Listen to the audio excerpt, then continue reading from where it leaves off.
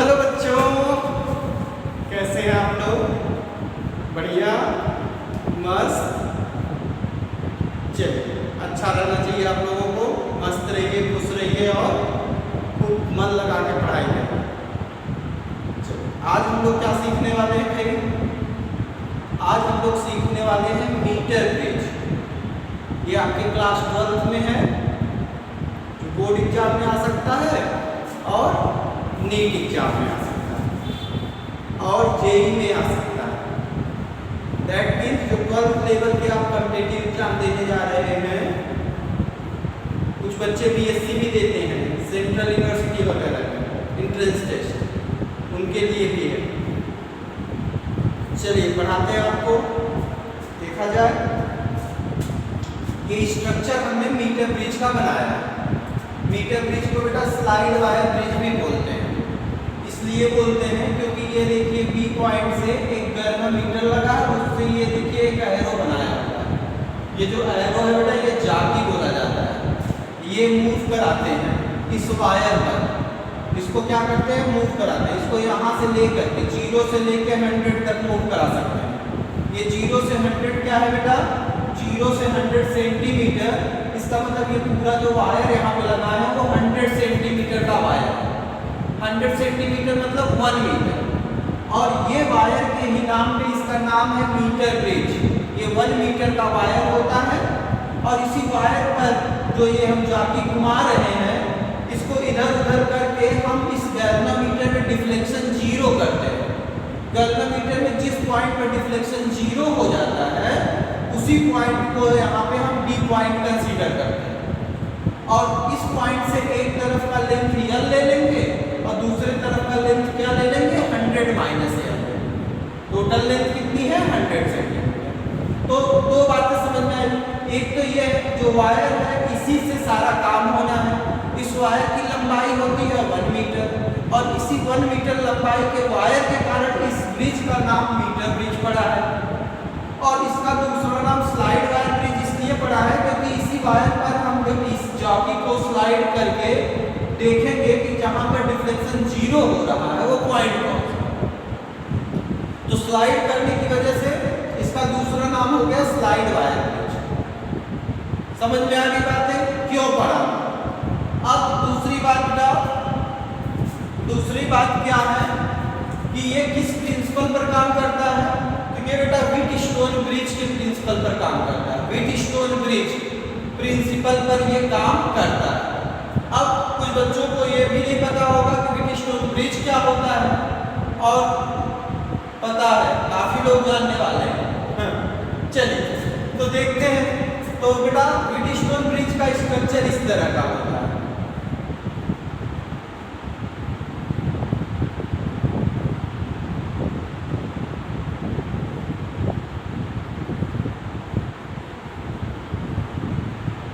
ये आपका Wheatstone bridge का स्ट्रक्चर है। इसके बीच में यहाँ पे हमने गैल्वेनोमीटर लगा दिया।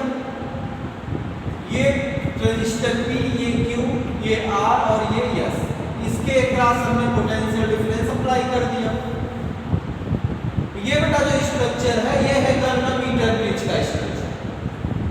और होता क्या है इसमें ये कंडीशन है बेटा कि अगर P by Q equal to R by S हो जाए, क्या? P by Q equal to R by S, अगर इस तरह का कंडीशन बन जाए, means this resistor by this resistor is equal to this resistance by this resistance. अगर इन रेजिस्टेंस का रेशियो इक्वल हो जाए तो इस गैल्वेनोमीटर में कोई भी करंट नहीं जाएगा। मतलब अगर हम इसको A पॉइंट, इसको B पॉइंट मान लें, इसको C और इसको D पॉइंट मान लें बेटा, तो इस C और D पॉइंट के बीच में जो भी वायर होगा, जो भी ब्रांच होगा, उसके अक्रॉस बेटा पोटेंशियल डिफरेंस 0 हो जाता है। C और D पॉइंट का सेम पोटेंशियल हो जाता है। पॉइंट C और पॉइंट D का पोटेंशियल सेम हो जाएगा तो इसके अक्रॉस पोटेंशियल डिफरेंस 0 हो जाएगा। पोटेंशियल डिफरेंस अगर इसके अक्रॉस 0 हो जाएगा तो यहाँ पे गैल्वेनोमीटर में डिफ्लेक्शन 0 दिखेगा। क्यों? क्योंकि इससे कोई भी करंट फ्लो नहीं होगा। तो ये गैल्वेनोमीटर की कहानी। आगे रिपीट कर कर रहा हूँ। अच्छा, जो ये कंडीशन है बेटा P/Q = R/S, इसी कंडीशन में इस ब्रिज को बैलेंस ब्रिज बोलते हैं। क्या बोलते हैं? बैलेंस्ड कंडीशन, बैलेंस्ड ब्रिज इसको बोलते हैं। समझ में आ गई? व्हीटस्टोन ब्रिज का ये स्ट्रक्चर होता है। इसमें बेटा अगर हम P/Q और =R/S इस तरह का ऑब्जर्वेशन पा जाए तो ऐसे सिचुएशन पे बैलेंस्ड कंडीशन होता है।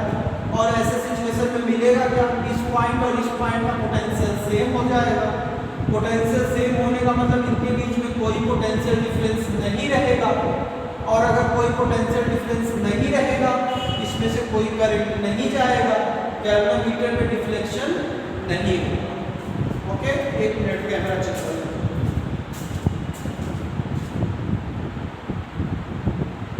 चलो, तो ये तो हो गई व्हीटस्टोन ब्रिज की कहानी। अब बेटा इसी कहानी पर, इसी कॉन्सेप्ट पर, इसी प्रिंसिपल पर ये काम करने वाले हैं। तो मीटर ब्रिज तो कुछ इसी तरह का स्ट्रक्चर यहाँ भी बन रहा है। इसमें देखिए, ये हमारा रेजिस्टेंस बॉक्स है, ये अननोन रेजिस्टेंस है, ये बेटा अननोन रेजिस्टेंस है जो हमें फाइंड करना है। ओके, ये हमने एक स्केल लगाया है 100 सेंटीमीटर का, जो इस वायर के लेंथ को रिप्रेजेंट कर रहा है। और हम इस जाली को जहां घुमाएंगे इससे पता चलेगा, जैसे यहाँ लेके आ गए इधर 30 सेंटीमीटर, इधर 70 सेंटीमीटर, यहाँ 20 पे लेके आ गए तो इधर बेटा हो गया 20 सेंटीमीटर, इधर हो गया 80 सेंटीमीटर। समझ गए? तो इस तरह से ये ईएमएफ अप्लाई किया है। अब इसका स्ट्रक्चर बनाते हैं। देखो, ए पॉइंट यहाँ पे मैंने बनाया है, ए पॉइंट देखो यहाँ से तक अटैच है।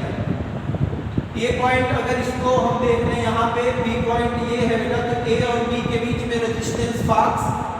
चलो, पॉइंट ए के और बी के बीच में रेजिस्टेंस बॉक्स।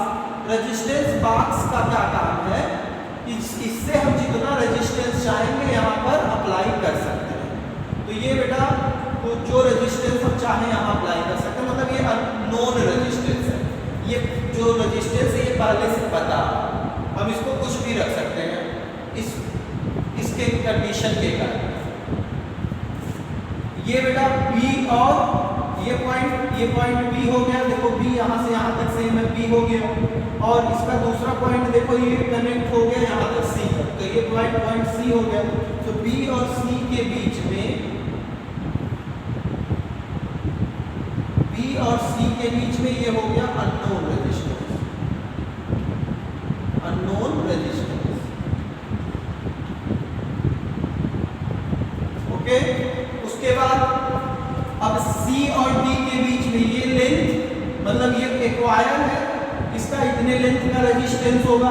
तो इसको बेटा सी और डी के बीच में है, तो हम इसको सीधे सीधे सी और डी के बीच के रेजिस्टेंस को, सी और डी के बीच के रेजिस्टेंस को नाम दे देते हैं resistance of C D, resistance of C D. अच्छा, डी और ए के बीच में ये लेंथ, इस लेंथ, इस वायर का लेंथ मान लीजिए एल है, इसका कुछ रेजिस्टेंस होगा। तो ये रेजिस्टेंस हमने बना दिया।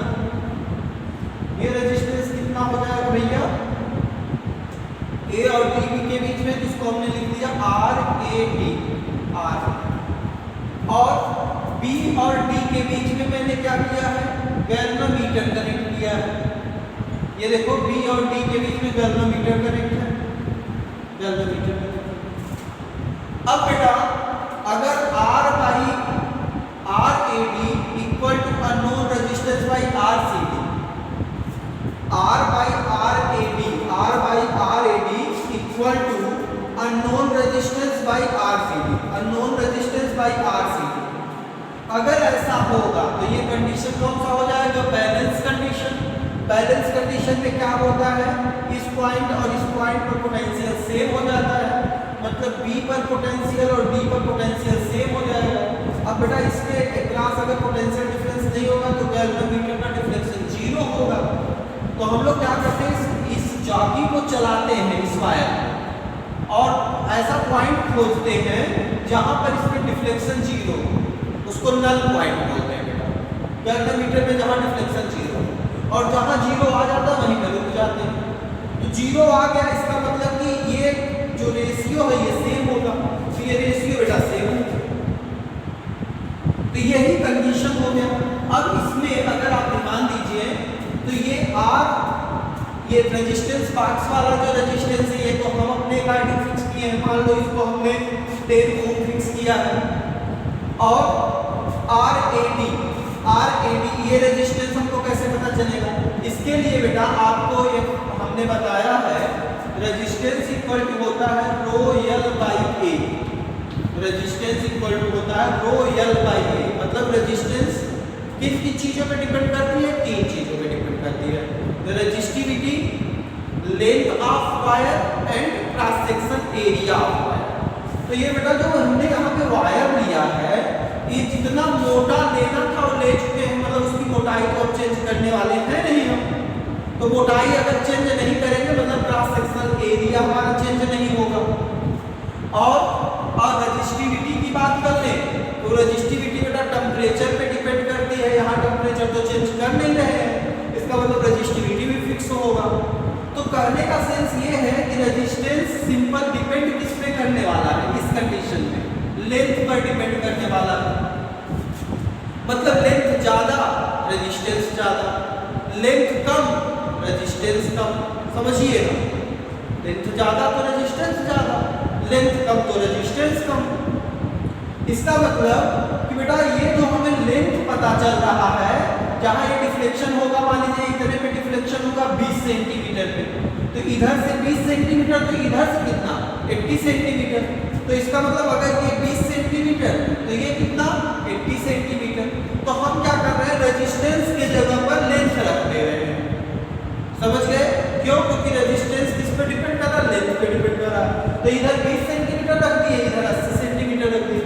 अब अगर 80 को इधर ले आके मल्टीप्लाई कर दें तो ये बेटा 80 से मल्टीप्लाई करेंगे, 20 से 80 को डिवाइड करेंगे, 4 बार जाएगा, 4 का गुणा 10 में करेंगे, 40 ओम का रेजिस्टेंस अननोन मुझे मिल गया।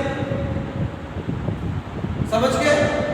ये रेजिस्टेंस बॉक्स वाला रेजिस्टेंस हमको पता है, क्योंकि ये तो हम ही मैनेज कर रहे हैं, मतलब जो प्रैक्टिकल कर रहा है। लेंथ आप इसको जाकी को घुमा के देख ही रहे हैं किधर कितना आ रहा है। तो दिस रेजिस्टेंस बाई इधर का length equal to this resistance by यहाँ का लेंथ। कब? जब गैल्वेनोमीटर में डिफ्लेक्शन 0 हो रहा है, और ऐसा करके हम अननोन रेजिस्टेंस निकाल सकते हैं। समझ गए? तो ये है भैया मीटर ब्रिज का। आगे रिपीट कर दे रहा हूँ एक बार फिर से सारी बातें। मीटर ब्रिज बेटा एक ऐसा डिवाइस है, एक ऐसा इक्विपमेंट है जो क्या काम करेगा? अननोन रेजिस्टेंस ऑब्जर्व करने का काम करेगा। या कह सकते हैं कि metre bridge used for observe the value of unknown resistance. ये अननोन रेजिस्टेंस फाइंड करने के लिए मीटर ब्रिज यूज किया जाता है। ठीक, ये किसके प्रिंसिपल पर काम करता है? तो ये व्हीटस्टोन ब्रिज के प्रिंसिपल पर काम करता है। ओके, उसके बाद इसमें इसको हम ऑपरेट कैसे करते हैं? इसको ऑपरेट कैसे करते हैं आपको यहाँ पता चल गया। हम ये जो कंडीशन बनाए हैं ये पूरी तरह से व्हीटस्टोन ब्रिज वाला कंडीशन बना है, इससे मैंने स्ट्रक्चर ड्रा किया। इस स्ट्रक्चर में आप देख रहे हैं कि जाकी को मैं जब इधर उधर घुमा रहा हूँ तो एक ऐसा पॉइंट मिल रहा है जहाँ पे गैल्वेनोमीटर में डिफ्लेक्शन 0 मिल रहा है। That point is null point. उस पॉइंट पे इधर का लेंथ इधर वाला रेजिस्टेंस का काम करेगा, इधर का लेंथ इधर वाले रेजिस्टेंस का काम करेगा। अगर आप 20 सेंटीमीटर पे है तो इधर वाला हो गया 80 सेंटीमीटर, क्योंकि हमको 100 सेंटीमीटर टोटल लेंथ पता है। अगर आप 30 पे है तो इधर हो गया 70 सेंटीमीटर। अब भैया this resistance upon this resistance equal to this resistance upon this resistance कर दिए, अननोन रेजिस्टेंस हमको पता चल गया। यहाँ पे बस रेजिस्टेंस को लेंथ के टर्म में लिखे हैं। ऐसा क्यों किए हैं? क्योंकि रेजिस्टेंस होता क्या है? रो एल बाई ए। मतलब रेजिस्टेंस 3 चीजों पे डिपेंड करती है, resistivity, length of wire and cross sectional area of wire.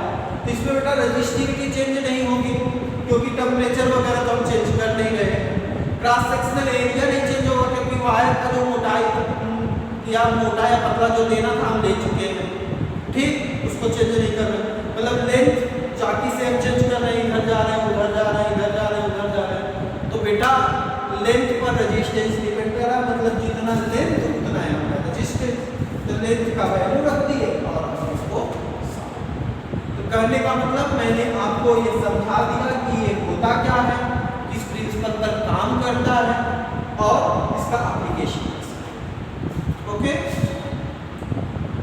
समझ में आ गया? Very good. चलिए पढ़ाई करते रहिए, मस्त रहिए और क्या, सिर्फ पढ़िए मत, रिजल्ट भी दीजिए।